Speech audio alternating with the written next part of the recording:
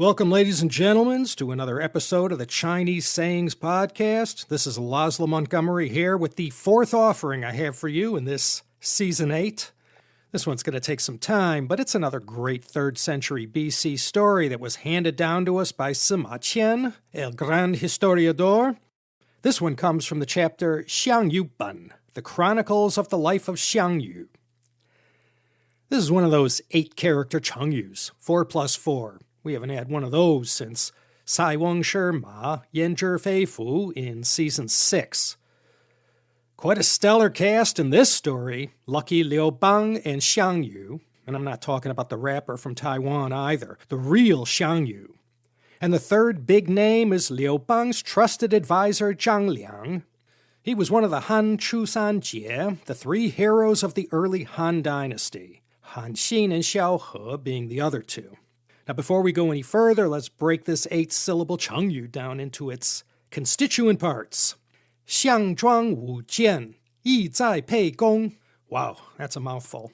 Okay, the first 2 characters, Xiang Zhuāng, that's a person's name. He was both a close advisor and a relative of the Chu king, Xiang Yu. And a Wǔ Jiàn, well, that's a sword dance. You could also say Jian Wu. A jian is a sword, and Wu is to dance. You've seen these sword dances are something that are part of traditions all over the world, in Africa, Asia, and Europe. And in China, sword dances are one of the many manifestations of Chinese culture. You could see them often in Chinese opera. So, Xiang Zhuāng Wǔ Jiàn, Xiang Zhuāng sword dance. The next 4 characters, Yi Zài Pèi Gōng. Yi Zài means to intend to or intended to.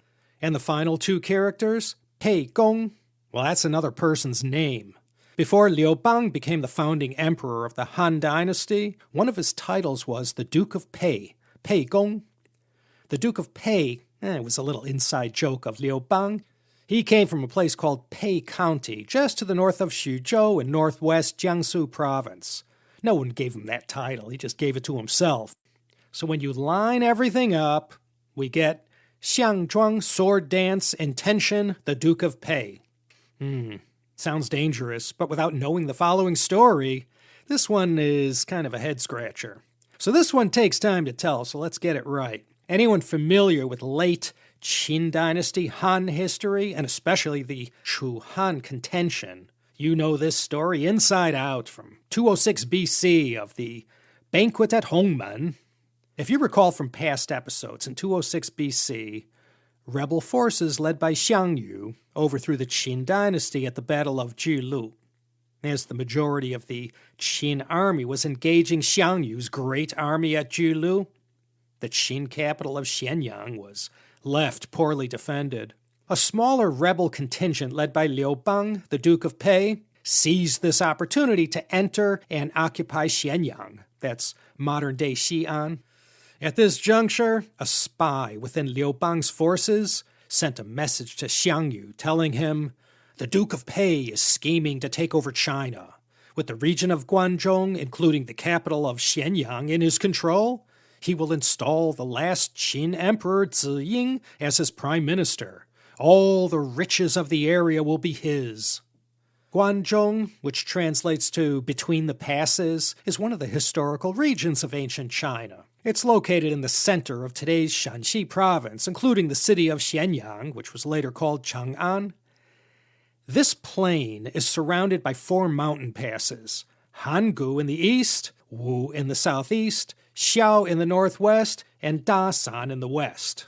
I've been watching the great drama series Da Qin Di Guo, and these mountain passes are mentioned often and were always crucial to the defense of the Qin state and later empire. Xiang Yu was furious that Liu Bang had pulled a fast one like this. He ordered his forces to prepare to set out the very next day to crush Liu Bang's army. At the time, Xiang Yu commanded 400,000 troops from his base at Hongmen, also known as Swan Goose Gate. Liu Bang had perhaps a quarter of the troops of Xiang Yu. Xiang Yu's advisor, Fan Zeng, said to Xiang Yu, when the Duke of Pei was at home in Shandong, he was a greedy and lustful man, thinking only of riches and concubines. Now that he has occupied Guangzhong, he has given up all thought of wealth and women. From this, you can see that he is serious in his ambition. I have also sent men to observe the skies over his base, and they speak of clouds shaped like dragons and tigers, such as appear when a new emperor is about to be crowned. My lord, you must strike now before the Duke of Pei becomes more powerful. Now Xiang Yu's uncle, Xiang Bo, he was good friends with an advisor in Liu Bang's army named Zhang Liang. When Xiang Bo learned of Xiang Yu's plan to destroy Liu Bang's forces, he grew worried for Zhang Liang's safety. In a desperate attempt to reconcile the two sides of Chu and Han, Xiang Bo leapt on his horse and rushed overnight to Liu Bang's camp. And once there, he gave them the lowdown on what was about to happen, and he begged Zhang Liang to escape with him. In response to these pleas, Zhang Liang said, "It would be disloyal of me to abandon Liu Bang now." And he at once entered Liu Bang's tent and informed him of Xiang Yu's impending attack. Alarmed, Liu Bang exclaimed, "What should we do?" Zhang Liang replied, "My lord, who advised you to take over Xianyang without Xiang Yu in this manner?" Liu Bang said regretfully, "A petty advisor told me, take over Xianyang, and from there you'll be able to take over all the Qin lands. So I took his word for it." Zhang Liang said, "Well, do you think you'll be able to hold off Xiang Yu with your current forces?" Liu Bang answered, "My army is no match for his." Zhang Liang replied, "My lord, I ask you to give me leave to tell my friend Xiang Bo that you had no motive of challenging Xiang Yu by entering Xianyang." Liu Bang said, "I didn't know you were on friendly terms with Xiang Bo. Bring him in this minute, and I will receive him as I would my own elder brother." When Xiang Bo came in to meet Liu Bang welcomed him with his best wine and even drew up a marriage contract between their two children. And then he said, "When I entered Xianyang, I dared not do much without receiving orders from my superior, Xiang Yu. All I did was to take a census of the capital's population and secure the granaries. Then I told my troops to settle down and await Xiang Yu's arrival. Meanwhile, my army has been guarding the region from thieves and bandits, and we have been looking for Xiang Yu day and night. I've had no thought of rebelling against him, and I hope you'll tell him so at once." Xiang Bo promised he would, and he told Liu Bang, "You must come as early as you possibly can tomorrow and inform Xiang Yu yourself." Liu Bang gave his word, and Xiang Bo leapt back onto his horse and rode overnight back to Xiang Yu's camp, 50 kilometers away to the east, where he told Xiang Yu what Liu Bang had said, and he added, "Out of all the rebels, the Duke of Pei has made the first foray into the region of Guangzhong. If it weren't for his efforts, your own forces could hardly have entered this crucial area. What thanks would it be for his bravery if you crushed his army? Instead, you should receive him kindly." Xiang Yu, who was quick to temper but quick to forgive, immediately agreed to Xiang Bo's word. Thus, when Liu Bang rode into Xiang Yu's camp at Hongmen, he found a friendly welcome awaiting him. Liu Bang explained to Xiang Yu, "My lord, your humble servant joined forces with you to rebel against the Qin. You won the region north of the river and the region south of the river. By a trick of fate and through no scheme of my own, I was the first to enter the capital at Xianyang. And now that I have reunited with you, I hope you will not believe the evil rumors spread about my intentions in entering the capital without you." Xiang Yu replied, "It was a petty spy who brought me the message that you had delusions of grandeur, or I would never have even considered acting violently against you." And then he ordered a feast to be prepared in honor of Liu Bang, and the principal guests at this feast were Xiang Yu himself, his advisors Xiang Bo and Fan Zeng, and Liu Bang and his advisor Zhang Liang. Fan Zeng, Xiang Yu's advisor, who had originally pushed for military action against Liu Bang, made several signs to Xiang Yu over the course of the banquet, signaling him to have Liu Bang assassinated now that he was finally within his grasp. But Xiang Yu kept pretending to see nothing. Desperate, Fan Zeng left the room and went to speak to Xiang Zhuāng. He said to him, "Lord Xiang has mistakenly decided to forgive Liu Bang and to show mercy. The work of assassinating him now falls on you. This is what you need to do. Enter the banquet hall on the pretext of offering wine to Lord Xiang. And when you have done this, offer to perform a sword dance for the guests at the feast. And in the course of this dance, as soon as you get the opportunity, you take that sword and plunge it into Liu Bang. If we don't get rid of him now when we have the chance, he will surely come to power, and we will all become his captives in the course of time. Xiang Zhuāng did just as Fan Zeng suggested, entering to make his toasts to his leader. After these were complete, he said, "Well, this isn't much of a real feast. There's no entertainment at all. What if I were to perform a sword dance for you and your honored guests?" Xiang Yu agreed, and Xiang Zhuāng unsheathed his sword. Suspecting mischief, Xiang Bo unsheathed his sword and joined Xiang Zhuāng in performing a sword dance. He had an idea what Xiang Zhuāng was up to and made sure to be positioned in such a way that whenever Xiang Zhuāng's blade got too close to Liu Bang, he would make sure to catch it with his own blade and to shield Liu Bang's body with his own. Seeing that the situation was desperate and that the Duke of Pei's life was in danger, Zhang Liang made excuses and went outside to speak to another of Liu Bang's advisors, Fan Kuai. Fan Kuai hurriedly asked, "How are things inside the tent?" Zhang Liang replied, "Desperate indeed. Xiang Zhuāng is right in the middle of performing a sword dance, but his weapon often comes too close to the Duke of Pei for my liking." Fan Kuai replied, "There isn't a moment to lose. I will live and die with the Duke of Pei." Saying this, he made to go inside the banquet tent, fully armed. Xiang Yu's guard tried to bar his entry, but he pushed them aside with his sword and shield and burst into the tent, panting and glaring at Xiang Yu, and all his hair standing on end. Xiang Yu's hand went to the hilt of his sword, and he cried, "Who is this intruder?" Zhang Liang quickly explained, "This is one of the Duke of Pei's advisors, Fan Kuai." "What a brave-looking warrior," said Xiang Yu, his fears assuaged. "Give him wine." Fan Kuai drank down the decanter of wine in one gulp. Impressed, Xiang Yu ordered, "Give him some meat." A whole leg of pork, not yet cooked fully through, was laid in front of Fan Kuai. Using his shield as a plate, Fan Kuai, without any fear of contracting trichinosis, made quick work of the meat with the aid of his sword. "Wow, brave warrior indeed," exclaimed Xiang Yu. "Can you handle another drink?" "A drink?" replied Fan Kuai. "I'm not afraid of death, to say nothing of another drink. I came to speak to you of the Qin Emperor, who had the heart of a wolf or a tiger, cruel enough to massacre people at his slightest whim. There were not enough people in all the land to satisfy his murderous will. Thus, all under heaven rebelled against him.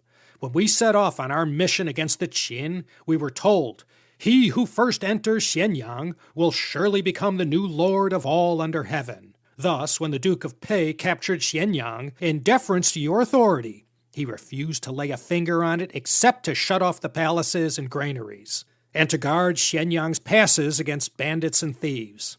Now his armies have retreated to Bashang to await your arrival in Xianyang.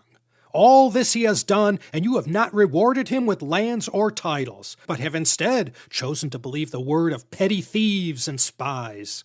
Indeed, you were on the point of sicking your armies on him. This is exactly the sort of behavior that brought about the Qin Emperor's downfall. He who wishes to be China's new emperor should never resort to it." Xiang Yu had no reply to this, so he ordered Fan Kuai to sit.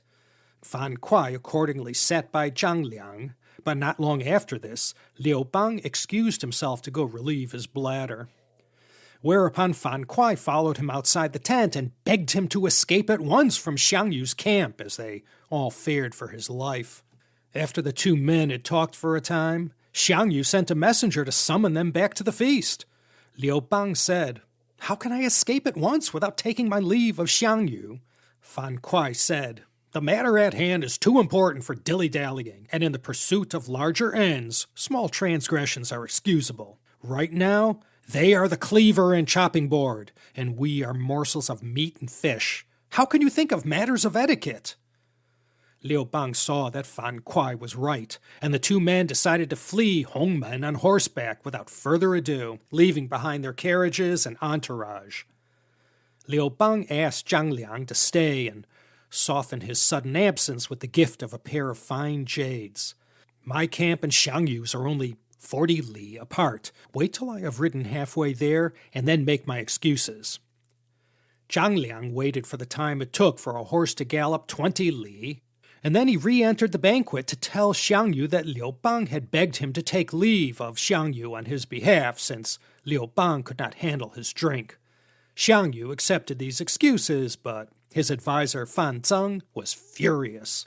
I curse the day I came into Xiang Yu's employ. The man is truly not a worthy commander, he ranted. How could he be so blind as to let Liu Bang escape from under his very eye? The man who takes all under heaven from Xiang Yu will be Liu Bang, and from this day on, I am no better than Liu Bang's captive. Well, you know the rest. In this act carried out at Hongmen, Swan Goose Gate, the Civil War, remembered as the Chu-Han Xiangzhuāng, the Chu-Han Contention, pitted the forces of Xiang Yu against Liu Bang, and these two fought it out over a period of years, lasting from 206 to 202 BC.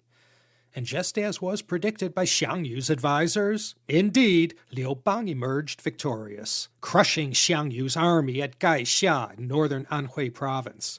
And this is where Xiang Yu fell to Liu Bang and committed suicide.